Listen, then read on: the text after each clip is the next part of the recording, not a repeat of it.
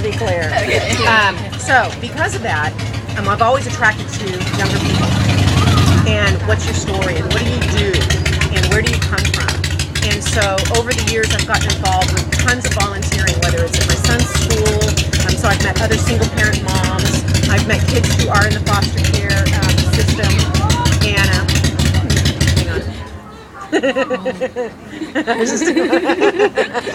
That's fine. So that's what started me on this path and on this journey in my own life. So I do work with children, and when I say children, I mean sometimes they're 27 years old. I'm now 51, so to me, your kids, at 20 years old in a 20 box, you guys are still kids, right? Yeah. And so, nothing personal. And so I gravitate, and they gravitate to me, and people refer children to me. And so I've spoken at a couple of different, what we call continuation schools, kids who don't or can't figure out how to do mainstream school. So they end up in, that kind of a school. And so we talk about drug use. We talk about how to do a checking account. We talk about nutrition. We talk about how to clip your toenails. I mean, seriously, grooming your body. What it is to eat healthy.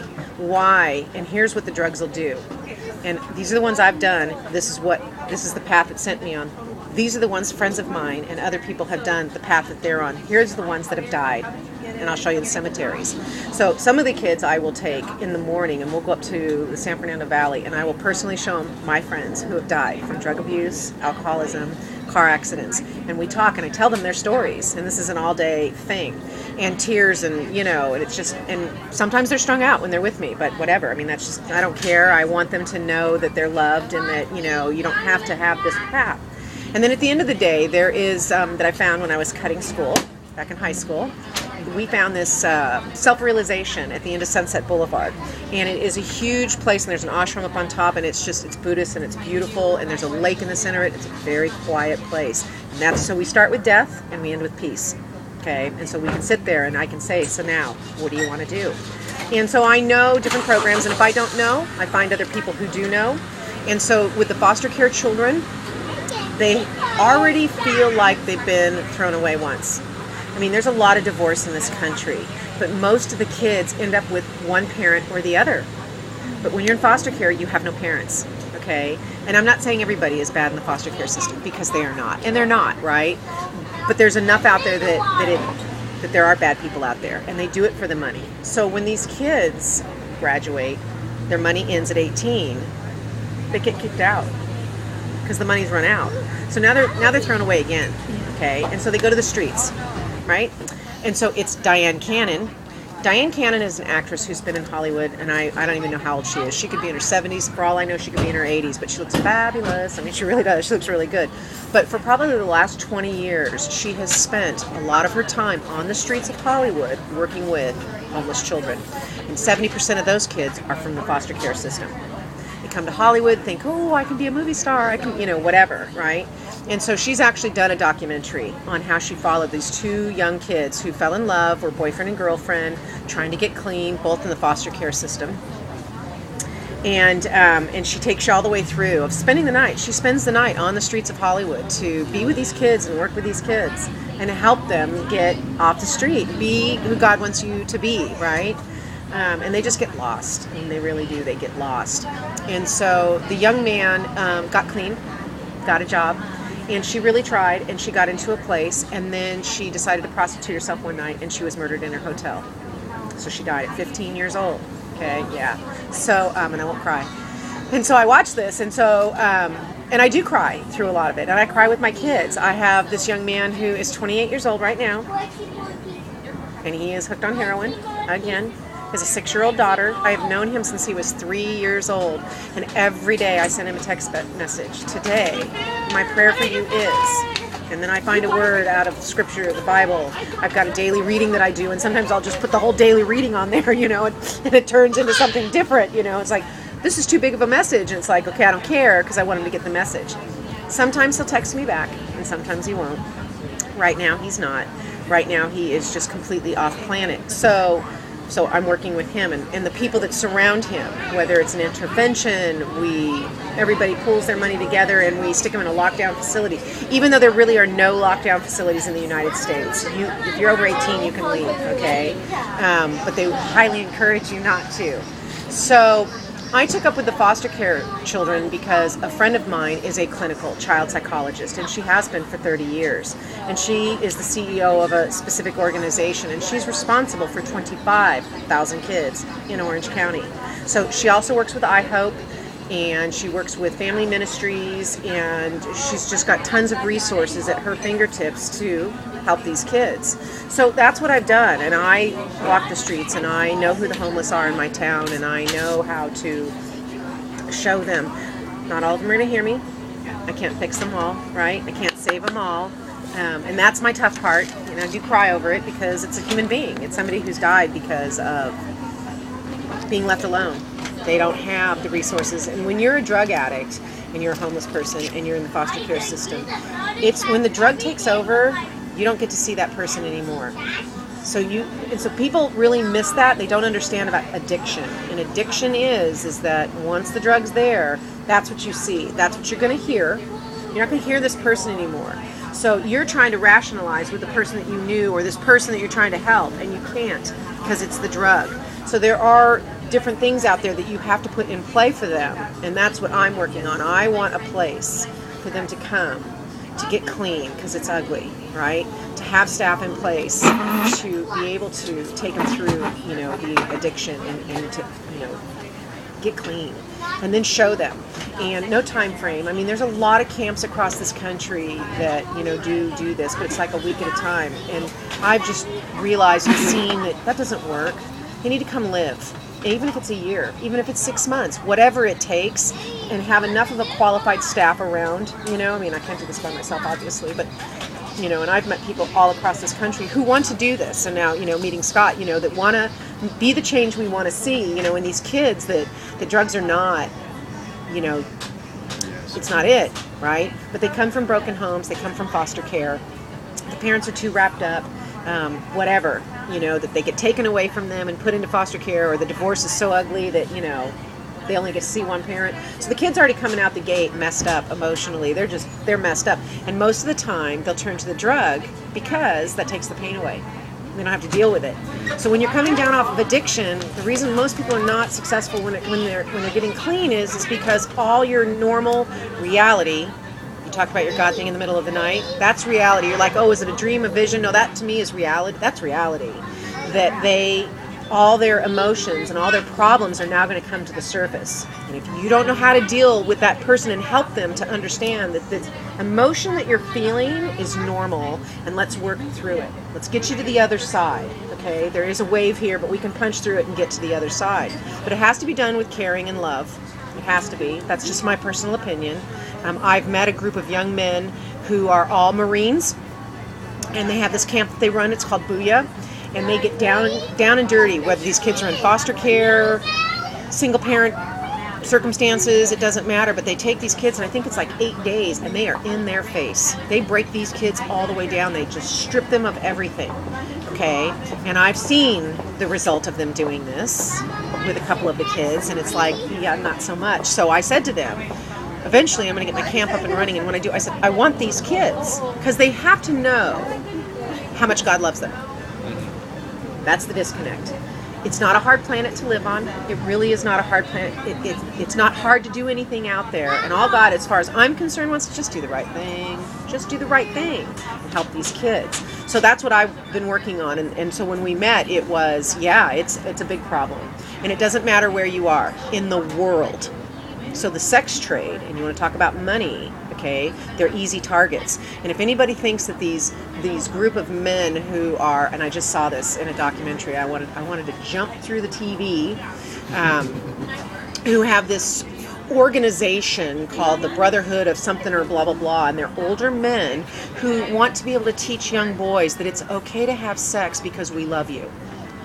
No, it's very prevalent around the world. This is a big deal, okay? This is just, so I'm just going to show you that there's different things that are going on. It's pedophilia, bottom line.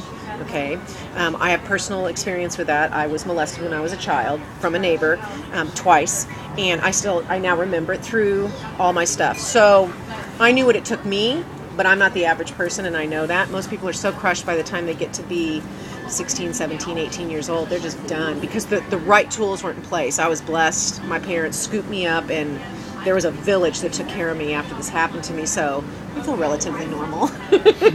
I am crazy, but, so the sex trade that we've been discovering is in economic times is because it's easy prey.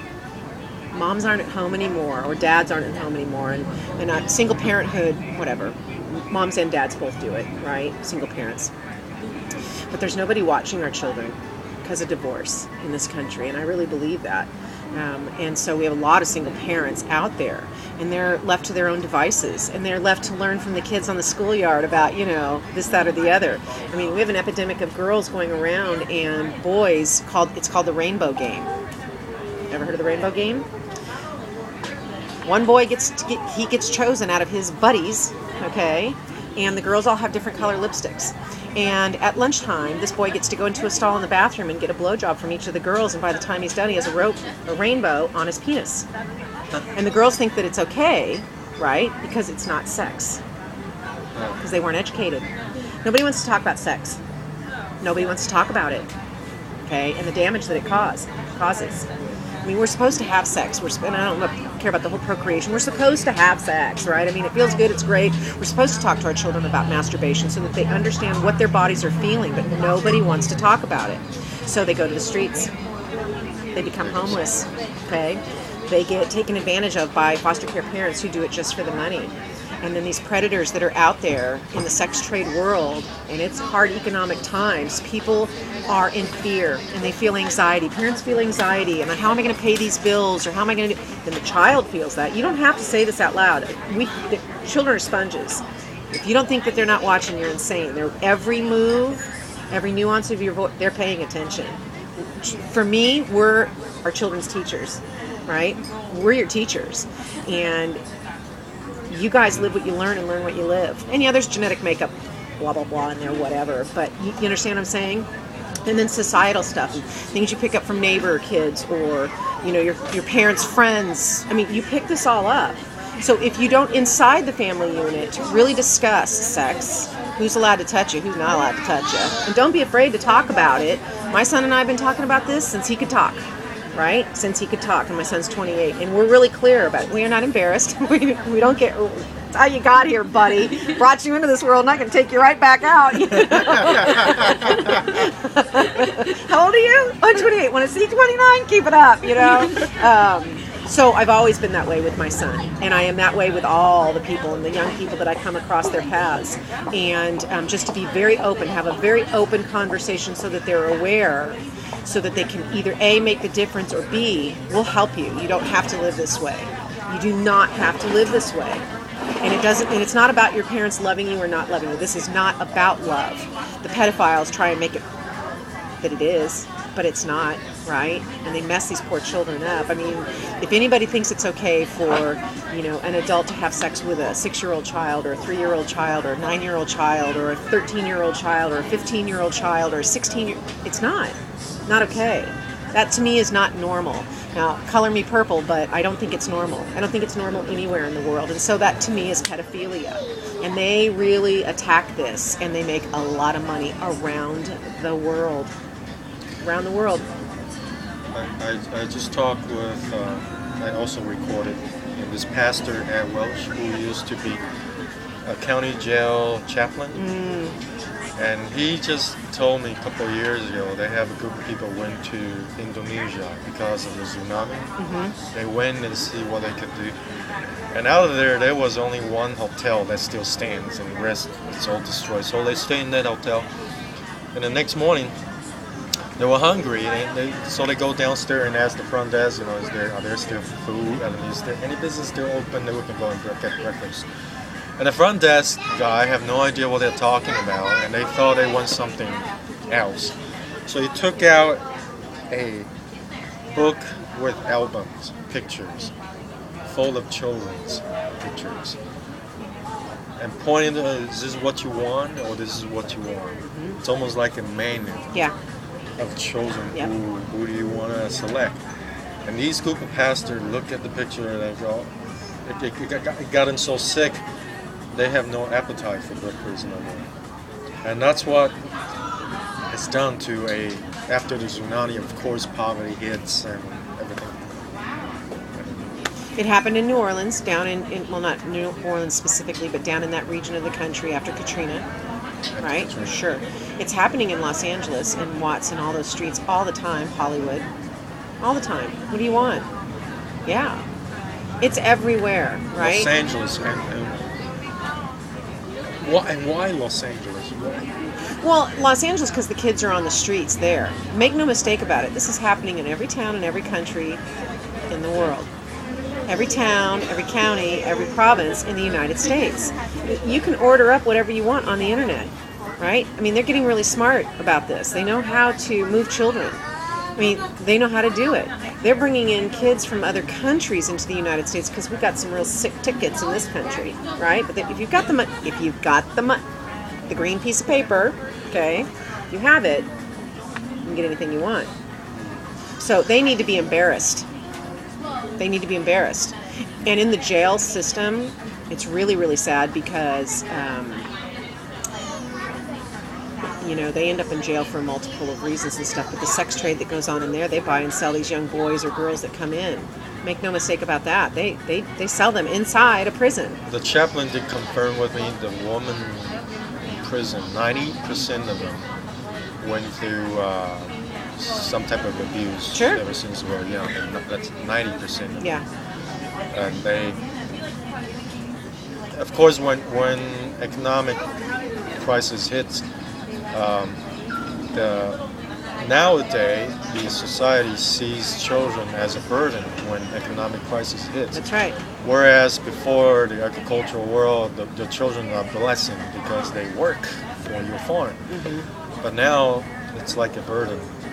And so when they go through that, being seen as a burden, and they grow up with that image, and that's all they think they're worth. Yeah. Because that's what they've been shown, right? They haven't been shown love. They have not been shown compassion, and nobody's teaching them, right? And it's a broken record, and it's a chain of evolution that keeps happening and happening, generation after generation after generation. Excuse me. But like I was telling Scott, we're pretty smart people on this planet. It doesn't have to be this way. But what it has to be is not embarrassing to talk about, to shout it from the rooftops in a news agency. We are on a 24-hour news cycle now. Between the internet, the telephone, all of it drives me insane personally because I just think we're not connected. And I like to be connected to people. And I think that's another thing in the economic chain of what happens is as technology grows and grows and grows, I think it's good. I mean, we need it. It's cool. It's very innovative. I want to be a part of the Jetsons where we get to fly up and, right? I want that, okay? I want to be alive long enough to see that. I really do. Because we're smart people, okay? When it comes down to the money of it, though, right?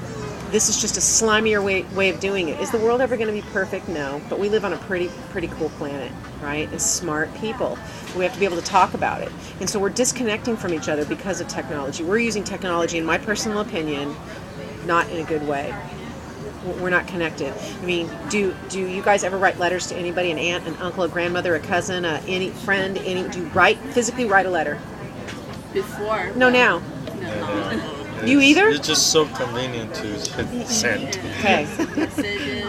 But do you see, though, that you are heightened more with anxiety? I got to get this done. This paper is due. I got to meet this friend. Oh, my parents want me for dinner. Are you feeling any of that kind of, I call it agita. Do you feel any of that? Yeah. Okay, yeah. Right? Because we're not connected. It is, I'm from the dial phone girls. I mean, I remember when we got color TV. I am that old. Okay? And so we didn't have any of this. We did go outside, and we did go outside and play. We built tree forts and hide and go seek, and we went camping, and we went on little mini vacations with our families, and we did, right? Then divorce hit. Divorce hit this country hard, and the world kind of took up on it. There are still countries out there that are so family. Oh my gosh, they're so family driven. And it's wonderful to see the Hispanic community down in Mexico, very family oriented. You can drive by any park here in California It's all on the weekend, and it's Hispanics. all Hispanic families. Grandma, grandpa, aunts and uncles, cousins, the food, they're laughing, they're giggling, the kids are protected, they're having a blast every weekend, because it's not about money. Oh, and they will come after you. You hurt one of their kids, right? And that's the way it's supposed to be. So in answer to your question, that's where we have to get back to the family values. And God plays, to me, the biggest part, but not everybody sees it that way. I am not a Christian. I was raised Catholic. I don't practice Catholic faith anymore. I just believe. I believe in God. I believe in God and that He created the whole universe, right? Not just this little piece, right? So He knows about interracial marriages, black and whites marrying. He knows about different Buddhist and Catholic and the Jews. I mean, He knows because He created it all. So for me, it has always been, you don't have to get your point across through being a Christian or being a Catholic or being a Jew. Just get it across because it's what He wants us to do. Just do the right thing. I mean, really, that's it. Do the right thing. I've given you a lot, right? Free will, choice. You can go out and, what do you want to do? What do you want to do? And I always ask my kids that question, what do you want? And they'll go to me, nope, I don't want the answer. I want you to really think about that. And sometimes it's a day, sometimes it's a week, sometimes they don't come back. But when they come back and they, I mean, I have a young lady who just moved to North Carolina. Nobody in her life but her little sister, right? And her little sister chose to stay here. And I said, I got her back. She's okay. She goes, I want to be a curator. I want to work in a museum. I said, wow, I've never heard that dream. She goes, that's what I want to do. She's been back there a week. She's secured herself a job. She's got all her grant money applications in. She found the school that she wants to go to. She rented a room, and she did this all by herself, okay, and is doing it. Love it, right? So it can be done. It can be done with the support. And sometimes support is just talking, listening, showing them a couple of solutions, right? And not doing it for them. Y'all have to figure out how to do that on your own. You've got to do it yourself. So the last thing I will say is that I'm of the ABCD. A is to be able to see the dream. So A is where we start, B and C is the work, and D is you're there, okay? Most of the people don't want to do the B and the C. They just want to jump straight to D, right? So I show them how to do the B and the C. That's what I do. Yeah. So that's it. So they have you email me some questions that you have for her, but I haven't got a chance to okay. open that email. I was going to say, you guys can ask me anything you want. And see what, But with the following, I like the sometimes chit chat, just talking. Yeah. I had Is it okay if I touch you? It's okay. It's okay. Well, no. I always ask permission because sometimes this is all it is, right? Sometimes it's just please give me human contact. That's what people need. They just need to be touched, right? Yeah. To know, okay, I'm alive, and you passed through me to help me. Right. No, I'm okay. Sorry. I used to have a concept of following God. It's like God walking in front of you and then you follow Him. But later on, recently, I had a revelation following God. It's just like, you know how Jesus all of a sudden show up with two people and they just walk along and chit chat and talk, and they have no idea who he is until he disappeared. Right. And the Lord showed me that that's following God. You are all of a sudden you're walking in the distance and you are you have a discussion, you have a conversation, and then He gives you feedback. You give Him questions. You give Him feedback, and I think that's the friendship that God desires, instead of someone just following Him all the time and not having a face-to-face conversation with Him. That's not following God. Right. It's walking. Human connection. Yes. At the end of the day, the skyscraper, the boat, the horse, the cow, the bicycle that you ride don't mean anything if you don't have human connection. It doesn't exist. Life doesn't exist if we can't touch each other. And I'm a touchy-feely person anyway, so... Anyway, and I think Jesus was a party animal. I mean, reading scripture, he eats from one place to another to another. Yeah. Absolutely. I agree. So what were your girls' questions? Like, I just have a question come up to my mind. Mm-hmm. Is that, like, during the global crisis, does the children, like, because there are a lot of people, like, losing jobs, have pressure, So the children, do they like, they have to do the sex trade, or someone force them to do it? I think it is a 70-30 split. I think 30 of them could get forced into it, and 70% choose it because they don't know any other way. To like earn money the fast way. Yeah. When a drug dealer comes up to you and says, "How'd you like to make $1,000 a day?" Would you like to make $1,000 a day? Yes. Okay. So if I can show you how to make $1,000 a day, you interested? So then they bring them in and they show them some easy things. You know, nothing about sex, nothing about drugs. But I need you to do this. You do this work for me, and they pay them $1,000 at the end of the day, right? And then they suck them in. I mean, they all have different kinds of methods about how they get some. They're just grabbed and you're going and that's it, and you're going to be raped whether you liked it or not, right? You're going to be forced to have sex with somebody whether you like it or not. So yeah, 70-30. It's a sad statement, but that's my opinion, statistically. Yeah. Another question. Okay, I'll ask one. Yeah. So you've been working on this for years. So do you see back in the 2007, 2008, do you see a rise because of the issue or the problem because of the economic crisis? Do you see a correlation? No, I think it's always been there. You know, I think it's always been there. I think you see it more and more kids do get into it. And yes, based on your question. So yes and no. I mean, yes, because economic times it's a conditioning that I see, you know, within kids, that it's just easier to go get that $1,000 a day or to go sell their body, you know, to get the $100 for the day, whatever it takes for them. So the pressure of not having any money, I think it is. Okay. Yes, and I think you'll see more of it. So it may lead towards an increase, but the real issue is what I would call the poverty mindset that's already in the kids, whether or not it's a good or bad economy. Absolutely. Time. Yeah. Okay, absolutely. so that poverty mindset that was maybe ingrained in them. It's what they it's saw. Got to be there. Yeah, it's what they see in their community. Yeah. Okay. Absolutely. I have a young lady. She is 26 years old. She is black. I met her in North Carolina. She weighs about 315, 20 pounds, right? So she's always had weight issues. Her mother was a drug addict. Her father was never in the picture. She was raised by her grandmother in the Pentecostal church. Pentecostal church. Yeah. And no, I love Miss Elnora. She's an amazing Southern woman. She had a sister, younger sister, and she just knew at a young age that if she didn't get her education, she was going to be a mess. Her sister has turned to prostitution.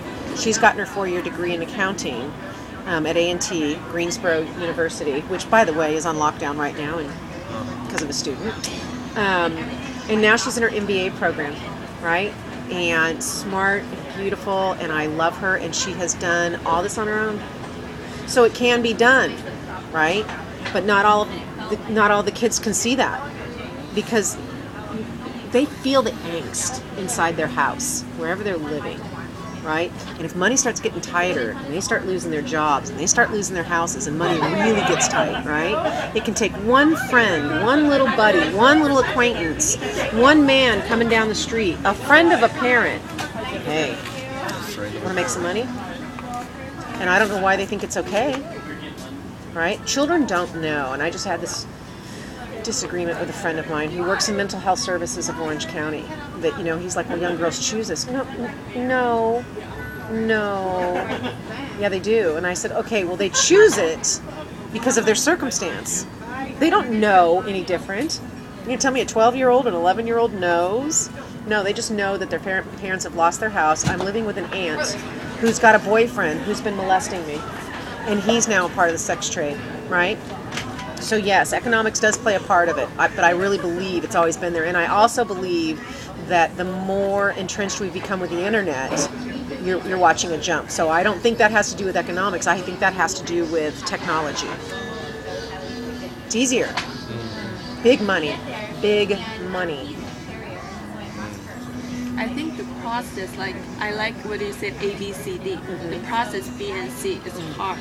It's a very difficult time to let them get through. But if they pass this, they will get to their dream. Yes, but they need the tools, and the tools they're all there. But a single parent mother or a single parent father, by the time they get home, they're exhausted. They've got 3 kids. They got to make dinner, so we don't have time to cook. So we're going to stop at McDonald's, Jack in the Box, Kentucky Fried Chicken. So now they're eating processed food. And that changes the chemical makeup in their body. So they got all these environmental elements. And when I say environment, I mean the parents, the siblings, the dog, right? All these things that are going on inside their house, they don't know. They can't see normal, right? A mom and a dad, and there are single parents out there. I mean, I was a single parent for years, right? I was the mom and the dad, and my son's 6'5", and it was like, yeah, don't even think about it, right? I mean, but I was clear, but not every single parent mom, is that way. I was raised very, very strong. I was raised very analytically. I was blessed. Even though I had some really bad stuff happen to me, I was blessed that I got past it and through it because I had the right tools. So, can everybody make it past being molested or being raped or beat or drug addicted or whored out or whatever? No. But I think that we should be doing a better job. It's human life. I don't care about the newest car, the newest cell phone, or the newest tablet, or the newest, trip to Tuscany. I don't care about that kind of stuff. Do I want to travel? Of course I do. Do I think technology is cool? Absolutely. Right? But we got bigger problems. Our children are being sold into icky. Just complete icky. Right? And there are adults out there taking way advantage of it. And I'm not going to say on film what I think they should be done with them. Yeah. I'll just leave that to your imagination. We should help them. Yeah. Absolutely. Like, we're in the world, we're in a big family. Mm-hmm. Like, I like face-to-face more. Mm-hmm. It's like seeing people, like, we're in a big family, Yeah. The United States, I think, has lost that. And I've lived on the East Coast. I did live in North Carolina for almost 4 years. And I was the only white person in my church. Everybody there was black. This young lady I was telling you about earlier, she invited me to watch her be baptized. And I stayed for 3.5 years, right? Because family. It was one of the first churches I'd been in years. And I got 100 hugs that morning. And the next time it was, you want to join the choir? And I did this. I'm like, are you talking to me? Yeah. You don't want me to sing in your choir. Yeah. But I joined the choir, right? Total sense of family. And when I would go out to lunch after church with these kids, Pam and Mike, and all of them, right? Sometimes we had Zeph and Jay with us, the 2 little, the babies. And we went to this place called Carolina Diner that I loved. And it was mostly white people. But I don't think in those terms, right? I don't see color. I just don't. So we're in and we're having a great breakfast and stuff. And the older white people, couples, married couples, who have, by the way, just got done with church, right? Because we're all out there having lunch. And they are staring at us, and they are looking at us, and they are glaring at us, and I can feel the energy.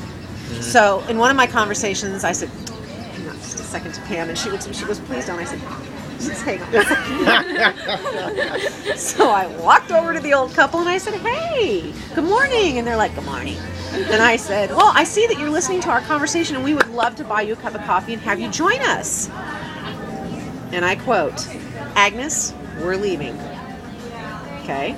I said, well, you just have yourselves a great day. Right? Got my coffee and sat there. And the kids were just kind of now. So to live there and to be black in the South is still ugly. Racism is still alive and well in 2013. Blows my mind. Blows me away. Really? We got bigger problems. Okay. But it is there and it is prevalent. And you don't see it as much in California because we don't have a very big black population. But in the South, to sit here and think that you are still racist. So again, it's a teaching and it's a belief system. Yeah, grow up. We are all human beings. If I shoot you with a gun, you're going to die. If you shoot me with a gun, I'm going to die. If you're putting on a pair of jeans, you're putting them on. Prayfully, you still have both your legs, right? Okay. We put our pants on the same way. If they draw blood, it's coming out red. It ain't blue, and blue bloods of, I don't even know what part of the country they're in, but whatever. It's just not that way. So it is very prevalent. That's another thing that happens with these kids. Kids of different color and different race get nailed in this country. Okay? Because they're just disposable. Disposable, yeah. So I've seen that. Drives me nuts. Completely drives me nuts, right? So I don't, and I've had people say when I lived there, don't forget where you are. I said, what, the KKK? Yeah, I've already dealt with them. I was 6 years old, okay? So I already know about them. And if it's my time and God's ready to take my happy rear end, then it's my time. Otherwise, I'm not going to stop, being a human being, right? We're human beings first. Yeah, we're human beings here's first. the email that you sent me with the questions. Yeah. Maybe if you think some of them are necessary to be answered. Sorry, and I have a propensity to... Yeah. Do you enjoy your job? Pardon me? And do you enjoy your job? Do you I enjoy what you love do? what I do. I Yeah. absolutely, yes. Yeah, I love what I do. Yeah. So I want to know why do you choose this job? I didn't, it chose me.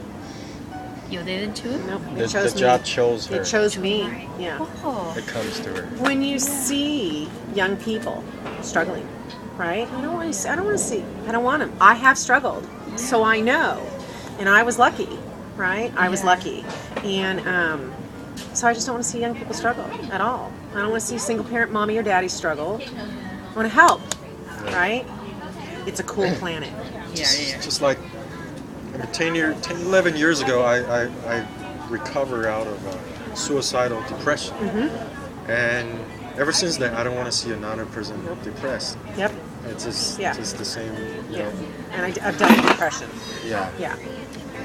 So comparing to other people, like, are the children here more likely to involve into sex trade when they're 18 or above? In the United States, Yeah. opposed to other countries. No, I mean the children that you're helping. Okay. Are they more likely to involve into sex trade than? No. I've lost some to the streets. But I just step back. I don't walk away. So, yeah. But no, they make it. I mean... Yeah. I'm really not, but I'm a mean mom. Yeah. No, I don't. I don't lose them. I've lost maybe 2 to the streets.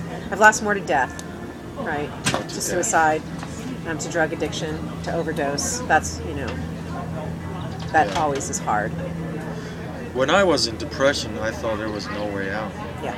And it's always people think they have no way out. Right. And it was until I recovered and a couple years later, I could just read the Bible and ask, what is really depression? What is it really? What causes it? And I was reading the scripture where it says God created Adam and he put Adam in the Garden of Eden.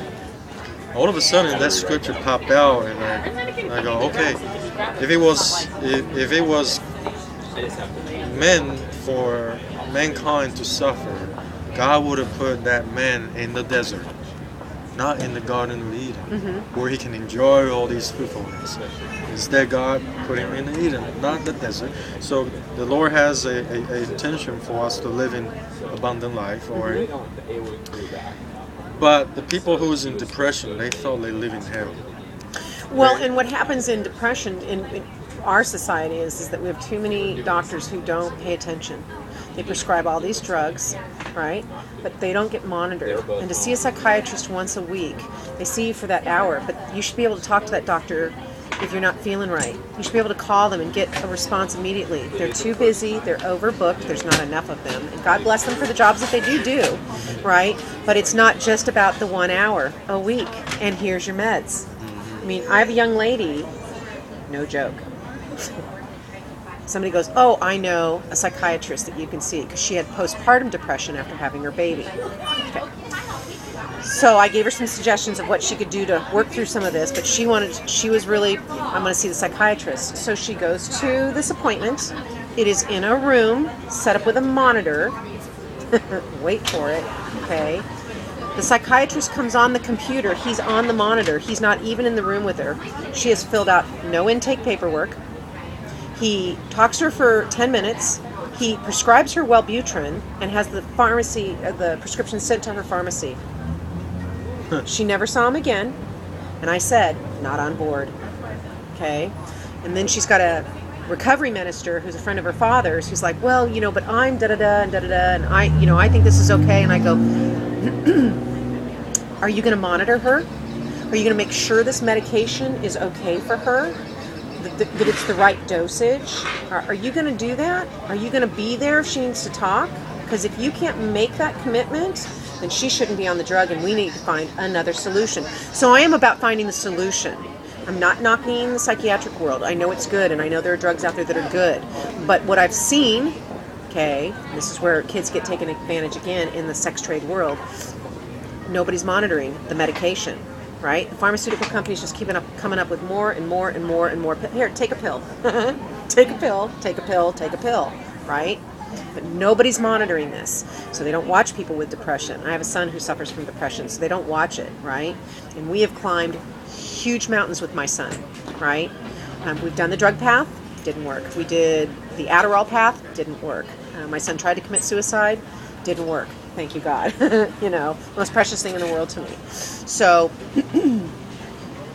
is there one answer as to why the children get thrown into the sex trade and more money comes up in economic times? There's not. There is no one answer to this. It's a big problem, but I think that it starts at home, and we need to help people at home so that they have a place to go, so they don't feel alone. That single parent mom who, when we were talking about abortion, right, doesn't have to have that. So maybe I can't be a mommy right now, but I made a mistake. It's not really a mistake. I mean, what God wanted, I'm having a baby, but I can't raise this baby. So let's have good people in the foster care system so she doesn't feel alone. You know, little by little, they've got the drop-off places now at the fire departments and hospitals. No questions asked. You can drop your baby off. Done. Right? Instead of leaving it in a dumpster in a field or dying or, you know, whatever. Okay? And some of these girls are already in prostitution and get pregnant. So it's not one quick fix answer. It's a big problem. And it comes from multiple sources of why they end up in the sex trade. It's easy money. It's easy money. And people want money because they think that money is going to buy them that, you know, that bitchin' car, that neat iPhone or the iPad or, right? Stuff. And it's just stuff. That's it. Yeah.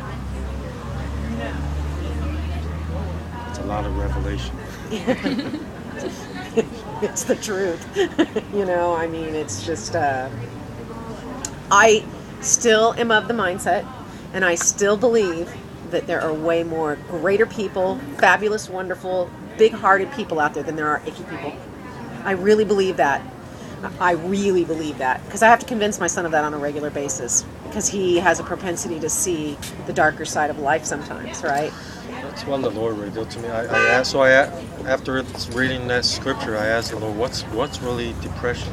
And He shows me behind depression is a spirit of confusion. And behind the spirit of confusion is a spirit of deception. Yep.